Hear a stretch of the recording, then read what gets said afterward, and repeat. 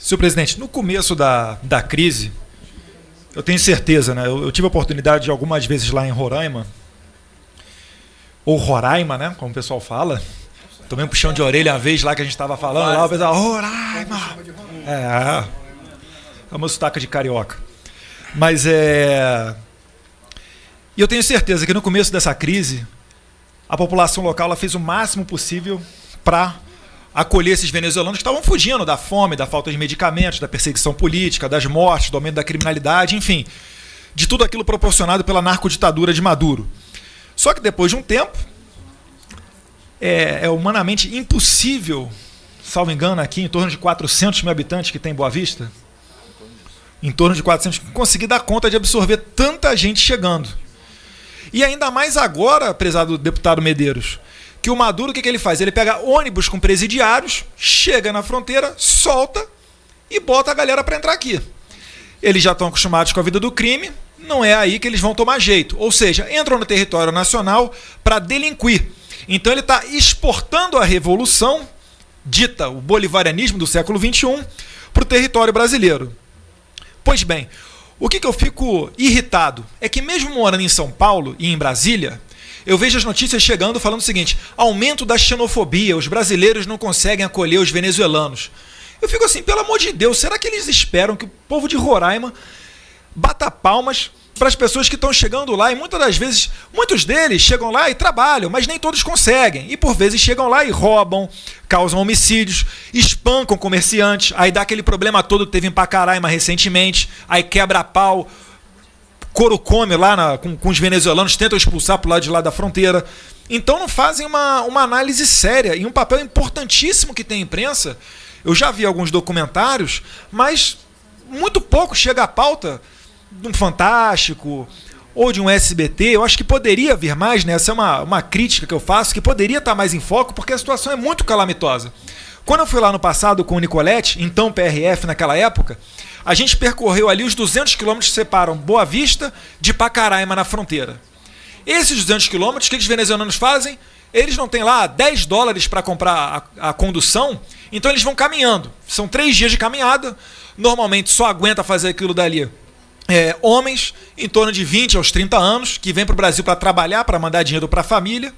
E sempre quando você para com eles e conversa, botei vários vídeos no YouTube, quem tiver curiosidade estão lá disponíveis, eles falam: a gente está saindo porque a gente já via que ia morrer.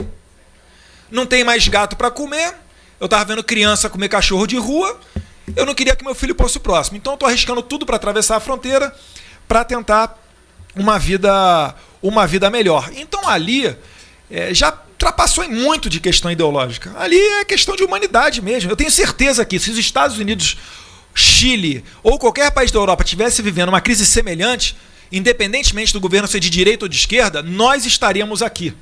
É por isso que eu falo, e não generalizo todos da esquerda não, porque tem gente que já critica o governo de Maduro. Antes tarde do que nunca, né? Mas assim, é impressionante, é uma doença mental ainda querer defender esse tipo de coisa. Tem um livro que eu virei fã dele, do Leonardo Coutinho. Ele escreveu um livro, Hugo Chávez, o Espectro. Quem lê esse livro, e ele é curtinho, tem 150, 60 páginas, ele narra ali todo o envolvimento do regime de Chávez e Maduro com o terrorismo do Hezbollah, com o narcotráfico das Farc e tudo que há de pior no mundo. Então engana-se o brasileiro que acha que aqui no Brasil a gente não tem terrorismo. Está na hora de se atualizar um pouquinho, porque é um problema muito sério. E delegado Pablo, Vossa Excelência é delegado federal, com certeza tem noção do que eu vou falar aqui agora. Outro dia, fui viajar, passei por Guarulhos. Aí veio uma funcionária de uma companhia aérea, não vem ao caso falar com a companhia aérea, mas ela falou o seguinte: Eduardo, a gente está tendo um problema aqui em Guarulhos que, às vezes, chegam aviões com dezenas de pessoas, normalmente voos vindos da África, poderiam vir de qualquer lugar do mundo, mas normalmente estão vindo da África, e as pessoas já chegam aqui só falando, não sabe falar nada em português, você vai falar auto-refugiado, e tem a petição de auto-refúgio no smartphone dele. Já chega com o smartphone, com a petição de auto-refúgio. E ela falou que teve um voo que chegou com mais de 30 pessoas nessa situação. Ou seja, isso daí é reflexo do que nós aqui aprovamos ano passado, a contrário senso do Conselho da Consultoria da Casa, daquela nossa nova lei de imigração, que no papel é muito legal, é muito bonzinho, vamos receber todo mundo, só que está chegando uma quantidade de pessoas numa questão desordenada. Eu não sou contra a imigração, não, eu sou descendente italiano. Se eu for contra a imigração, eu sou suicida. Todos nós aqui, se olharmos para a cara de cada um aqui, um vai ter cara de árabe, um cara de europeu, outro cara de africano e cada um de uma parte do mundo. Agora, será que a gente tem segurança para, por exemplo, mover a embaixada do Brasil para Jerusalém com a tranquilidade de que as nossas fronteiras são controladas? Quais são os países da Europa que têm os melhores índices de criminalidade? Eu respondo, são aqueles que melhor controlam as suas fronteiras. É só citar um dado, veja a França. País muito semelhante a nós, muito benevolente e que tem um recorde de atentados terroristas lá. Por quê? Porque o terrorista é igual ao criminoso. Ele só respeita o que ele teme. Então são questões que estão lado a lado. Além disso, prezado Medeiros, eu não sabia, tinha uma plaquinha do BNDES lá em uma das obras, quando o senhor visitou lá a Venezuela? Era um outdoor. Era um outdoor? Pois bem, me permita aqui ler 2 parágrafos de uma matéria muito interessante do jornal A Gazeta do Povo. São 2 parágrafos só. Venezuela, Cuba e Moçambique somam 1,7 bilhão em dívidas atrasadas com o BNDES. Financiamentos têm garantia do Tesouro Nacional, leia-se, dinheiro nosso aqui do contribuinte. E a conta poderá ficar em Brasília. O projeto de orçamento de 2019 já prevê 1 bilhão e 400 milhões de gastos para cobrir esses calotes. Ano passado nós votamos aqui e tivemos que votar favoravelmente a cobrir essas dívidas, porque senão o Brasil poderia ser sancionado de uma maneira ainda pior. Ou seja, vamos ver quem é que autorizou o empréstimo do BNDES 2016, 2017 ou 2018, muito depois de começar essa crise migratória, porque é uma pessoa totalmente sem noção para autorizar que o nosso dinheiro seja, não emprestado, né, mas doado para esses países.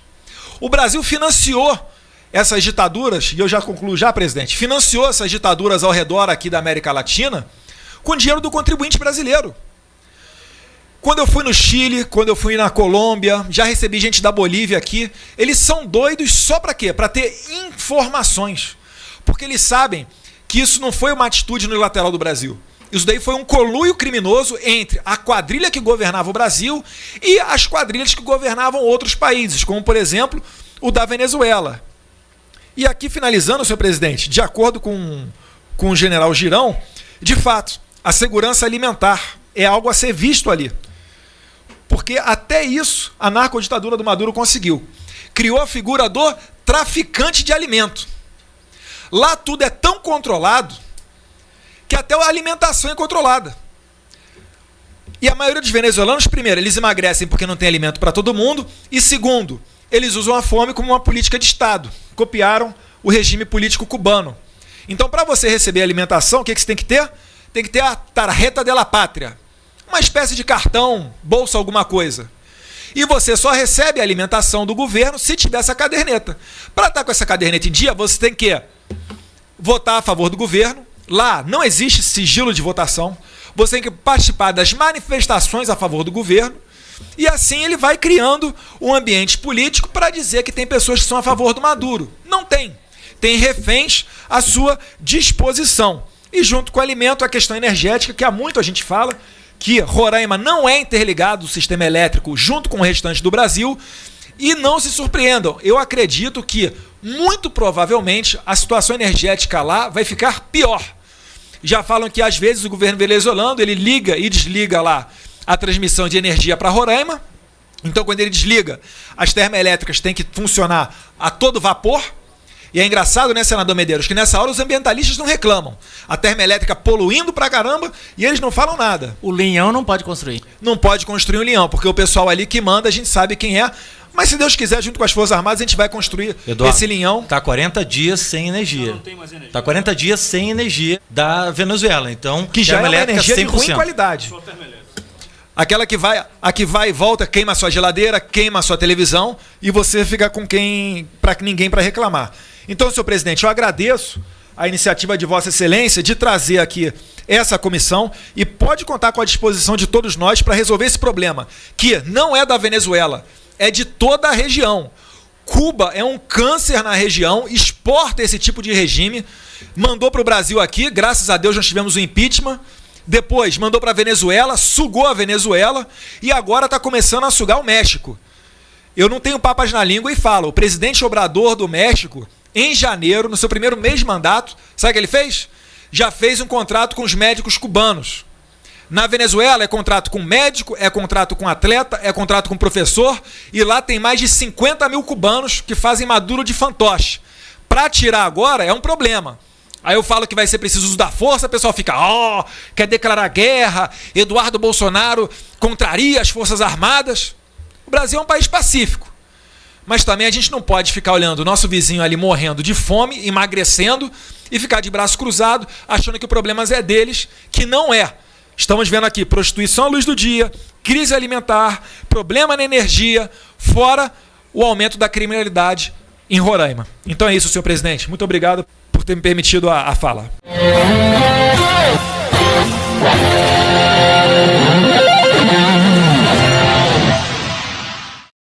Senhor presidente, ontem a Globo News noticiou: Bolsonaro decide demitir ministro Vélez Rodrigues. O presidente Jair Bolsonaro tomou a decisão de demitir o ministro da Educação, o Ricardo Vélez Rodrigues. Todo mundo viu que isso aí é uma mentira.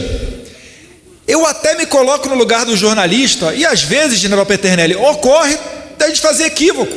Com quem que ele nunca fez isso, né? Às vezes ocorre da gente falar alguma coisa que na verdade não deveria, ou que não checou a fonte e ali acabou saindo uma notícia indesejável. Mas a essa altura do campeonato, se tratando dos profissionais da imprensa, de uma rede como a Globo News, que é das maiores do país, é difícil acreditar nessa ingenuidade. E o que a gente vê é a todo momento um bombardeio em cima do governo Bolsonaro. Para quê? Para tentar vender para você um aspecto de que está tudo uma bagunça, de que são pessoas que não são profissionais, que o governo não vai dar certo, quando na verdade a gente vem para o mundo real e percebe que não é bem assim que a banda toca. Mas esse é um enredo da imprensa que Alexandre Garcia, de maneira muito certa, fez uma análise e disse que a imprensa até hoje ficou sem entender o que ocorreu nas eleições de 2018. Ao invés de fazer uma autorreflexão, ao invés de fazer uma análise mais próxima da realidade, não. Nas palavras de Alexandre Garcia, eles dobraram a aposta e continuam fazendo esses incessantes ataques. E agora o próximo passo deles qual que é vender a imagem que a internet é produtora de fake news, para exatamente poder regular a internet, ou usar uma palavrinha bonita, né, para democratizar a internet, quando no final, prezado presidente Frota, a gente sabe que o que vai acontecer é uma censura deliberada para que nós voltemos a ser cordeiros e implorar para a imprensa um espacinho lá na carta do leitor deles, para fazer valer a nossa opinião, quando hoje nós temos os nossos perfis e nós temos a liberdade de fazer isso quando a gente bem entender. É só ter internet e um smartphone. Então lembrar a imprensa que o nascimento do termo fake news veio da imprensa, não veio da internet, veio da imprensa e foi popularizado quando o presidente americano Donald Trump praticamente expulsou um jornalista da CNN que falou uma mentira escandalosa. E eles acham que eles podem simplesmente mentir e depois vir falar para você como se nada tivesse acontecido, como se você, no seu papel de parlamentar, de figura pública, tivesse que falar com a imprensa como se estivesse tudo bem. Não, não está tudo bem. Jogar o nome, a honra das pessoas no lixo, isso não está tudo bem não. Falta profissionalismo. É por isso que hoje qualquer perfil tem muito mais credibilidade do que a imprensa com toda a sua estrutura, com todo o seu aparato. Então prestem atenção vocês internautas para não caírem nessa ladainha de regularização da imprensa, democratização dos meios de comunicação, que isso daí no final é só para pegar você. A mamata dele está acabando, vocês estão vendo a redução dos investimentos do governo federal na imprensa tradicional e certamente eles vão ranger os dentes. Mas é para isso que o Jair Bolsonaro foi eleito e a gente espera contar com o apoio de vocês, população do mundo real, para não permitir que eles façam, não só a nós, como o país inteiro, de reféns.